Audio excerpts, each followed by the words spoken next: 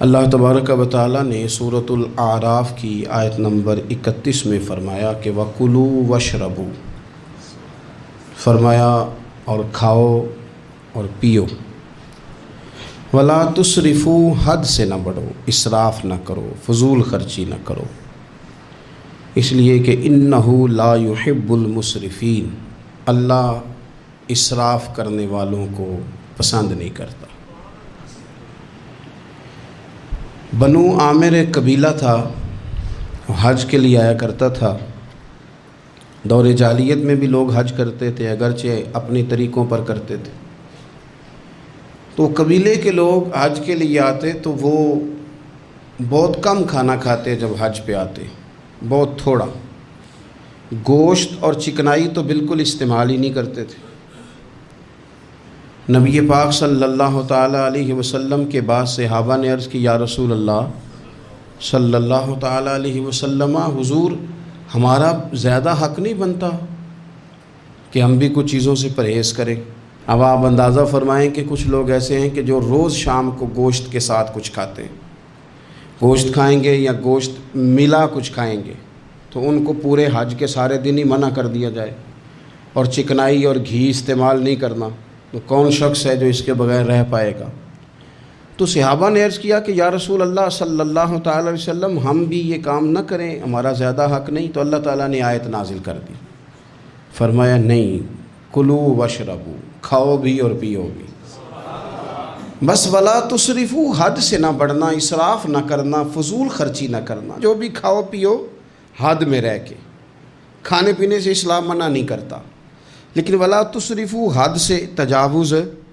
کیا معنی ہے اس کا؟ ایک معنی تو یہ ہے کہ جب تم کھاؤ تو تم حدود میں رہ کے کھاؤ گے، حلال حرام کی تمیز رکھ کے کھاؤ گے۔ تم مسلمان ہو، تمہارے اوپر کچھ ضروریات ہیں، ایسا نہیں ہو سکتا کہ جو تمہارے سامنے آیا تم کھا جاؤ۔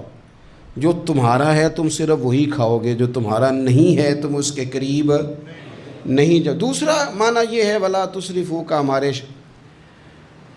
مفسرین نے بیان فرمایا کہ کھانے کے بعد نہیں کھانا، بغیر بھوک کے نہیں کھانا، کثرت سے نہیں کھانا، ہر وقت کھاتے رہنا، ہر وقت کھاتے رہنا، کھانے کو اپنے ذہن پہ سوار کر لینا، رات کو فیصلہ کرنا کہ ناشتے میں یہ کھاؤں گا، اور ناشتہ کرتے ہی دوپہر کے لیے کھانا منگا لینا، پلان کر لینا کہ یہ سبزی منگا لو، اور دوپہر کی ابھی ٹیبل پوری سجی ہوئی ہے اور دانتوں کے اندر وہ شخص صفائی کر رہا ہے اور ساتھ آرڈر دے رہا ہے کہ شام کو میرے لیے فلاں چیز۔ تو کوئی کھانے پینے تو نہیں نہ آیا مسلمان دنیا میں، کھانے پینے تو نہیں آیا، اور اتنا کھانا کہ اس کو سوار کر لینا۔ امام غزالی رحمۃ اللہ علیہ نے احیاء علوم کے اندر لکھا ہے کہ زیادہ کھانے سے مسائل پیدا ہوتے ہیں،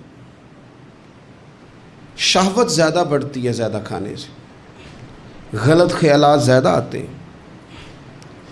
اس لیے صحیح حدیث میں موجود ہے، نبی پاک صلی اللہ علیہ وسلم نے جوانوں سے فرمایا تھا کہ اے جوانوں کے گروہ،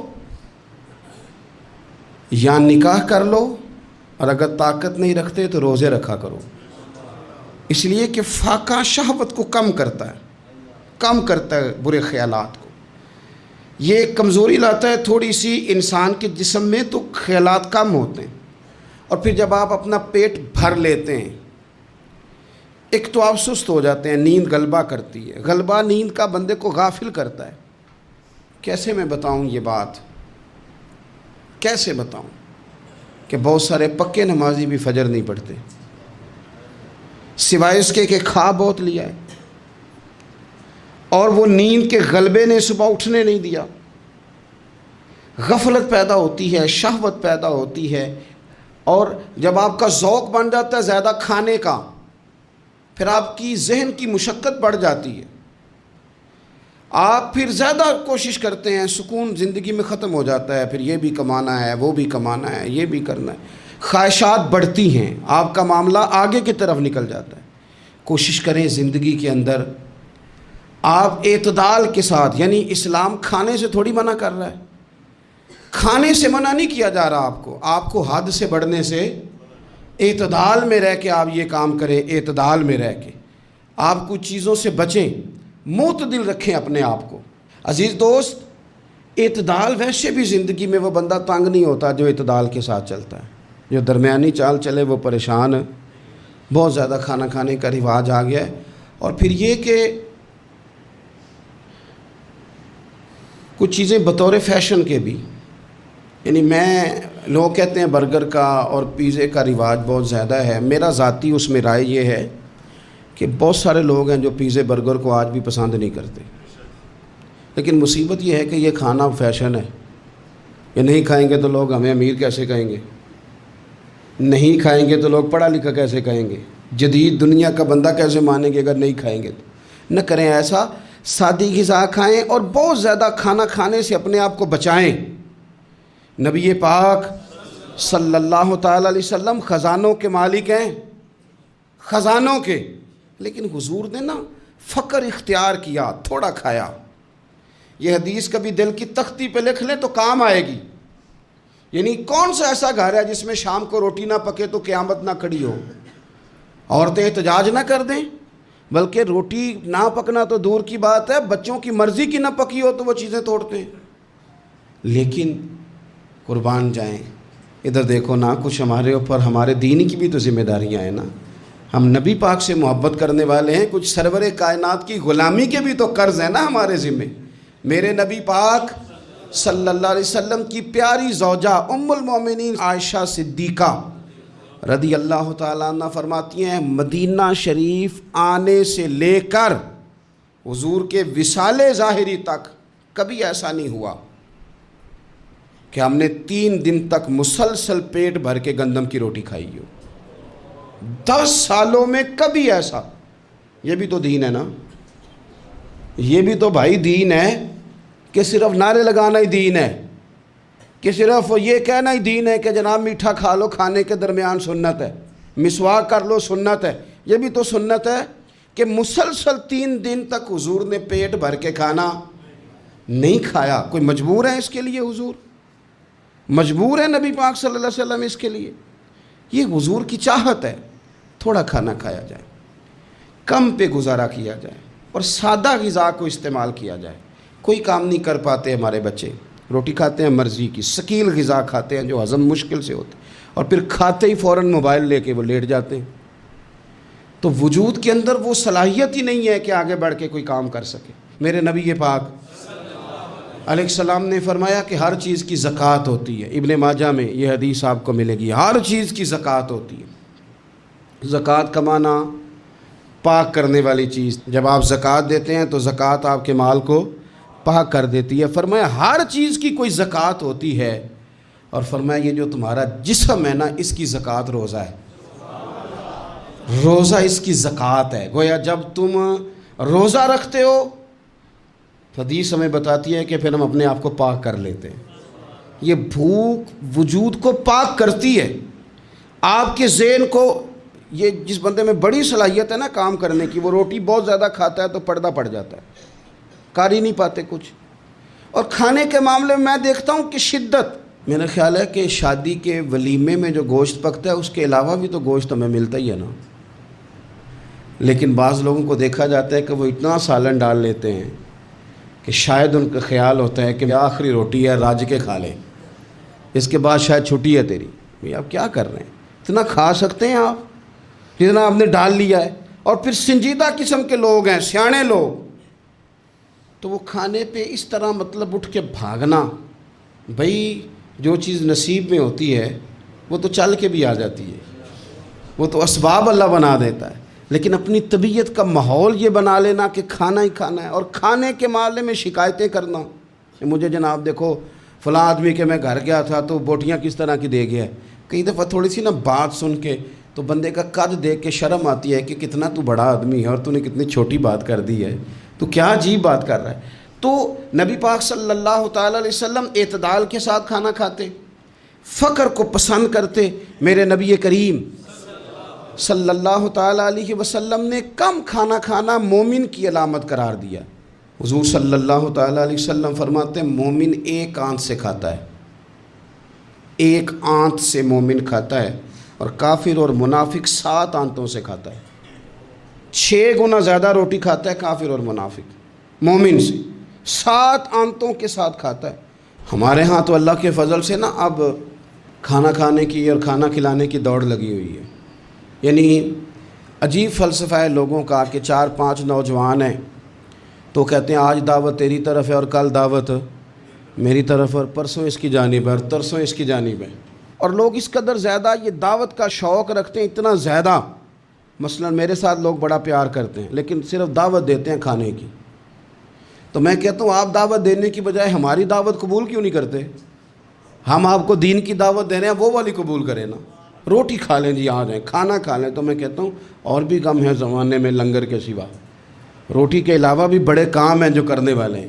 تو آپ اعتدال کے ساتھ کھانا کھائیں، ضرور کھائیں، جو نعمتیں آپ کے پاس ہیں ان سے آپ لطف ضرور حاصل کریں، لیکن اعتدال کے ساتھ۔ اور پھر آپ کو پتہ ہے جب آپ بے تحاشا کھانا کھاتے ہیں نا، اس کا نقصان یہ ہوتا ہے کہ پھر انسان، میں نے دیکھا ہے جب بندے مالدار ہو جاتے ہیں نا یا سہولیات ان کو مل جاتی ہیں تو انہیں غریبوں کا دکھ ختم ہو جاتا ہے۔ اکثر امیر آدمی کے دوست بھی امیر ہوتے ہیں، پھر وہ کہتے ہیں کہاں غربت ہے پیر صاحب، کس نے کہا آپ کو، کس نے کہا آپ کو کہ لوگوں کو کپڑا نہیں ملتا، سارے لوگ ٹھیک ہیں، کیوں بھلا؟ اس لیے کہ وہ امیر تھا تو اب دوستی بھی امیروں کے ساتھ ہو گئی۔ پھر نہ کچے مکان نظر آنے بند ہو جاتے ہیں، پھر چوک میں دیہڑی کے لیے کھڑے مزدور نظر آنے بند ہو جاتے ہیں، پھر ہسپتال میں کبھی جاؤ نا، میں نے یہ نظام دیکھا ہے کہ ایسے نوجوان بھی ہیں جو میڈیکل سٹور والے سے کہہ رہے ہوتے ہیں کہ شناختی کارڈ رکھ لے، اماں کے لیے مجھے گولیاں جلدی دے دے، میرا بھائی آتا ہے تو تجھے پیسے دیتا ہے۔ پھر یہ لوگ بھول جاتے ہیں نا، اس لیے کہ ہم تو اب چیزیں جو ہیں وہ ہوم ڈیلیوری پہ لے رہے ہیں، پیسہ ہی بڑا ہے۔ ہمیں کب یاد رہے گا کہ کوئی بھوکا ہے، ہمیں کب یاد رہے گا؟ لیکن یہ تب ہے جب آپ کبھی بھوکا رہنا سیکھے، آپ کی طبیعت میں ہو۔ میرے رسول پاک علیہ السلام نے فقر اختیار کیا تاکہ پتہ چلے غریب کی بھوک کی تکلیف کیا ہے۔ دیکھو حضرت یوسف علیہ نبینا علیہ السلام کے بارے میں امام غزالی نے لکھا ہے کہ جناب یوسف علیہ السلام نے تو غلہ جمع کر لیا تھا مصر میں، آپ نے خواب دیکھی تھی تو غلہ آپ نے جمع کر لیا، باقی سب علاقوں میں فاقہ تھا، غربت تھی، قحط تھا۔ مصر کے لوگ سکون کے ساتھ 3 ٹائم پیٹ بھر کے کھانا کھاتے تھے، اور آپ نے سب اپنے ملک میں آسانی کی تھی کہ آرام سے کھانا کھاؤ، لیکن جناب یوسف خود ایک دن میں 1 روٹی کھاتے، بھوکے رہتے، بھوکے فاقہ کاٹتے۔ لوگوں نے کہا حضور آپ خزانوں کے مالک ہیں اور آپ جو ہیں وہ کھانا نہیں کھاتے، کیا مقصد ہے؟ تو آپ فرمانے لگے اس لیے نہیں کھاتا، اگر میں نے بھی پیٹ بھر کے کھانا شروع کر دیا تو پھر بھوکے لوگوں کا درد میرے سینے سے نکل جائے، پھر اس بھوک کی، او میرے بھائی اب تو گاؤں سے آ کر پڑھنے والے بھول ہی گئے ہیں کہ کس کی ماں نے کتنا زیور بیچا تھا۔ لوگوں کو بھول جاتا ہے، جب کسی مقام پہ پہنچ جاتے ہیں، پیسہ آ جاتا ہے، عہدہ مل، بھول جاتے ہیں لوگ۔ فرمانے لگے اس لیے بھوکا رہتا ہوں تاکہ بھوکوں کی تکلیف کا مجھے احساس ہو، اس لیے بھوکا رہتا ہوں۔ اگر آپ کی طبیعت احساس والی ہے نا، احساس والی، میں کیا کروں؟ مجھے کہنے دیں یہ بات آپ کہ امیر کے فریزر میں اتنا پھل خراب ہو جاتا ہے جتنے سے غریب کی ماں کی شوگر کی 2 مہینے کی دوائی آ جاتی ہے۔ کہ میں یہ نہیں نا بتانا چاہتا کہ فریزر خالی رہ جائے میرا، مجھے کیا لینے دیں آپ یہ بات، کیا لینے دیں کہ بہت سارے لوگوں کے کپڑوں کے اتنے پیسے دھوبی لے لیتا ہے جتنے کپڑوں سے شاید کئی غریب ماؤں کے دوپٹے اور چادریں بن جائیں، لیکن یہ کہ وہ کپڑے دھوبی نہیں استری کرے گا تو ہماری شان کا کیا بنے گا؟ کرو یار، لیکن تھوڑا سا نا، میں نے پچھلے جمعے بھی کہا تھا، اور راشن بنڈن والے لوگوں عیدوں بعد بھی بھوک لگ دیجئے۔ یہ جو پیٹ کی بھوک ہوتی ہے نا، یہ بندے سے بڑا کچھ کراتی ہے۔ آپ اس کیفیت کو سمجھیں، تھوڑا سا اپنا کھانا کم کریں تاکہ دوسروں کا احساس پیدا ہو، تھوڑا سا نا ہوٹل کا پھیرا کم کریں۔ اور لوگ کہتے ہیں جی نہیں وہ پیر صاحب ساری دنیا ہی ٹھیک ہے، آپ کا تعلق کس کے ساتھ ہے؟ چلنا میرے ساتھ، میں نے پورا پاکستان گھوما ہے، میں آپ کو وہ والے شہر دکھا سکتا ہوں کہ جہاں لوگ کہتے ہیں کہ روٹی کھائیں کہ دوائی کھائیں، تو بھوکے رہ کے جو مر جانا ہے تو دوائی رہنے دو، روٹی کھاتے ہیں۔ آپ اس کیفیت کو سمجھیں، تھوڑا سا اپنا کھانا کم کریں تاکہ دوسروں کا احساس پیدا ہو۔ مخدومہ کائنات سیدہ طیبہ طاہرہ جان احمد کی راحت پہ لاکھوں سلام۔ سیدہ داخل ہوئی تو اپنے پلو سے نا چادر سے کوئی چیز کھولی۔ پرانے زمانے میں نا عورتیں دوپٹے کے ساتھ ہی پیسے باندھ لیتی تھی، وہ تو بعد میں پرس آیا تو وہ رواج ختم ہو گیا، تو دوپٹے سے نا پلو سے کوئی چیز کھولی، پیسے باندھتے تھے لوگ، زیور باندھتے تھے، قیمتی چیزیں۔ لیکن عزت والے رسول کی بیٹی نے وہ جب اپنا پلو کھولا تو روٹی کا ٹکڑا نکلا، پوری روٹی نہیں تھی، آدھی تھی یا اس سے کچھ زیادہ تھی، ایک حصہ روٹی کا نکلا۔ تو نبی کریم صلی اللہ تعالیٰ علیہ وسلم کی بارگاہ میں روٹی پیش کر کے عرض کرنے لگی، یا رسول اللہ کئی دنوں کے بعد علی تھوڑی سی گندم لائے تھے، پیسی ہے تو ایک کی روٹی پکی ہے، 2-3 لقمے میں نے کھا لیے تھے تو مجھے آپ کا خیال آیا، تو حضور میں یہ روٹی لے کے آئی ہوں۔ اللہ کے محبوب نے روٹی اپنے دست مبارک پہ رکھی، ایک ٹکڑا ایک لقمہ توڑ کے منہ کے قریب کیا، پھر سیدہ کی طرف دیکھ کے فرمایا، پتر 3 دن میں نا 3 دن اور 3 راتوں میں یہ پہلا لقمہ ہے جو تیرے باپ کے گلے سے گزرنے لگا۔ یہ 2 جہاں کے شاہ ہیں، یہ پاس کچھ رکھتے نہیں، 2 جہاں کی نعمتیں ہیں، ان کے خالی ہاتھ میں۔ حضرت عائشہ صدیقہ رضی اللہ تعالیٰ عنہ فرماتی ہیں، حضور اتنا فاقہ کرتے تھے کہ پیٹ مبارک پیچھے کمر سے جا لگتا تو میں نا ہمدردی کے ساتھ پیار سے پیٹ پہ ہاتھ پھیرتی، او غریبو نہ رویا کرو نا یار، اگر کبھی فاقہ کاٹنا پڑ جائے بڑے خوش بخت ہو، تم وہ کام کرتے ہو جو حسنین کی اماں کرتی تھی، تم وہ کام کرتے ہو جو رب کے لاڈلے محبوب کرتے تھے، تم وہ لوگ ہو۔ حضور امیروں کو بھی بڑا کرم فرماتے تھے، مالداروں پہ بھی شفقت کرتے تھے، پر کبھی سنا ہے کسی نے کہا ہو امیر نواز رسول؟ جب بھی سنو گے یہی جملہ ملے گا، غریب نواز رسول، غریب نواز رسول۔ تو پھر تمہاری غریبی بڑی شان والی نہیں جس پر کرم نوازیاں مدینے والے حبیب فرماتے؟ پھر یہ فاقے بڑے محبوب نہیں؟ پھر یہ تھوڑا سا غریبی میں وقت گزارنا یہ بڑی عظمت والا نہیں؟ میرے عزیز، اگر زندگی کے اندر تھوڑی توجہ ہو جائے، تھوڑا سا خیال ہو جائے، تو بہت ساری ہماری جو دقتیں ہیں زندگی میں، جو آزمائشیں ہیں، وہ ختم ہو جائیں۔ بچوں کو بھی تھوڑی عادت بنائیں۔ میں آپ کو بتاؤں، خواہشات اگر بچوں کی محدود ہو جائے نا تو باپ کی محنت بھی تھوڑی کم ہو جائے۔ ہمارے نا خواہشات کی وسعت نے ہمارے والدین کو تھکا دیا ہے، ہماری خواہشات کی وسعت نے باپ کو اوور ٹائم لگانے پہ مجبور کیا ہے، ہماری خواہشات کی وسعت نے۔ کئی باپ ہیں جن کا اب دل کرتا ہے کہ پردیس سے واپس آ جائیں، جن کا دل کرتا ہے کہ اب پتہ نہیں ہے زندگی کا تو میں لوٹ آؤں۔ کاش بیٹے اپنی خواہشات کم کر دیں، کاش بچے اپنی خواہشات تھوڑی محدود کریں، تھوڑے پہ گزارا سیکھیں، تاکہ ہمارے بہت سارے پردیس میں رہنے والے لوٹ آئیں دیش میں، اپنوں کے ساتھ آ کے وہ رہیں، وہ اپنوں کے جنازے پڑھیں، وہ اپنوں کی فاتحہ میں شریک ہوں، وہ اپنوں کے دکھ سکھ دیکھیں۔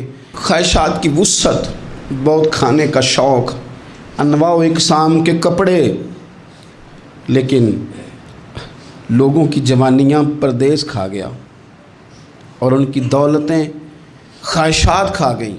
کاش والد بھی اپنے بچوں کو یہ سمجھانے میں کامیاب ہو جائے کہ تھوڑے پہ گزارا کرنا، اس سے انسان وسعت پکڑ لیتا ہے، بڑا ہو جاتا ہے۔ ہم دور نکل گئے ہیں۔ نبی پاک صلی اللہ تعالیٰ علیہ وسلم نے فرمایا، امام بہقی حدیث لائے ہیں، حضرت ابو امامہ باہلی رضی اللہ تعالیٰ عنہ حدیث کے راوی ہیں، حضور فرماتے ہیں میرا دل کرتا ہے کہ ایک دن میں سیر ہو کے کھاؤں اور ایک دن بھوکا رہوں، میرا دل کرتا ہے۔ اور حضور فرماتے ہیں میرا دل کرتا ہے کہ جس دن میں بھوکا رہوں اس دن میں صبر کروں اور اپنے رب کی بارگاہ میں عاجزی کروں، اور جس دن میں پیٹ بھر کے کھاؤں اس دن میں اپنے رب کا شکر ادا کروں۔